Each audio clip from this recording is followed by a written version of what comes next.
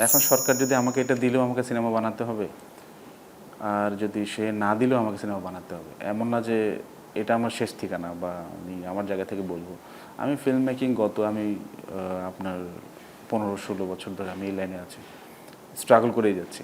আমি ধরেন যে স্ট্রাগল বলতে কি, এখন সবাই ফিল্ম মেকার্স মানে তো স্ট্রাগলার। প্রত্যেকটা নতুন প্রজেক্ট আসবে, সব প্রজেক্টে সিমিলার ফান্ড থাকবে না, সব প্রজেক্টে সিমিলার মেইন পাওয়ার থাকবে না, তার সাথে কম্পিটিশন, মার্কেট, বিভিন্ন কিছু থাকে। তো এখানে আমি বলবো যে কি, এখন এই ব্যাপারটা বাংলাদেশের যে পরিস্থিতি, আমাদের যে ফিল্ম ইন্ডাস্ট্রি, এই ক্ষেত্রে আমাদের মতো যারা যে নবীন বা নতুন যারা আসবেন, তাদের মধ্যে একটা এনার্জি থাকে, যা নতুন ছবির প্যাশন যেটা থাকে।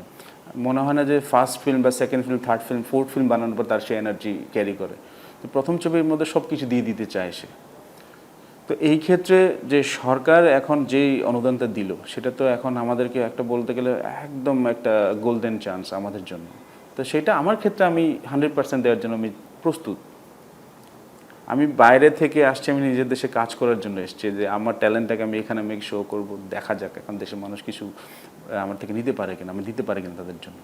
এখন নেক্সট স্টেপ, আমি তাদের বিরুদ্ধে বা কিছু নয় আমার, আমি চাই ওনারা ঠিকঠাক মতো আমাদের টাইমলি যেন দেয়। বিকজ এটার পরে দেখবেন যে এটা 4টা লেয়ার আছে এটাতে টাকা দেওয়ার। প্রথম হচ্ছে প্রি প্রোডাকশন দিবে, প্রোডাকশনের জন্য দেবে 50%, প্রি প্রোডাকশন 20%, দেন পোস্ট প্রোডাকশনে আরও 20% দিবে। তো যেমন ধরেন এই যে টাইমিংয়ের কারণে অনেক কিছু সমস্যা হয়। যেমন ধরেন আমি আমার টেকনিশিয়ান বা যে সাথে আমি ডিল করব, যে অ্যাক্টর হতে পারেন, এডিটর হতে পারে, সাউন্ড ডিজাইনার হতে পারে, বা আপনার যে কোনো সিনেমাটোগ্রাফার হতে পারে, তাদেরকে আমাকে শিডিউল নিতে হয়।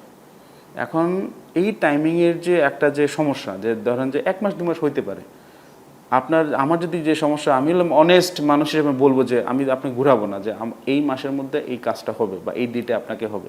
এই কমিটমেন্ট আমি যখন দেই তাদের, কারণ তারও এক্সপেকটেশনে থাকবে যে বাকি কাজগুলো না নিয়ে আমার সাথে কাজ করার জন্য, আমার প্রজেক্টটাকে তো সে ইনভলভ হওয়ার জন্য, কারণ ওরা অলরেডি অনেক দিয়ে ফেলেছেন আমার জন্য। তো এই জায়গা থেকে এখন আমার করণীয় বলতে আমি কোনো কিছু করার তো নেই আমার।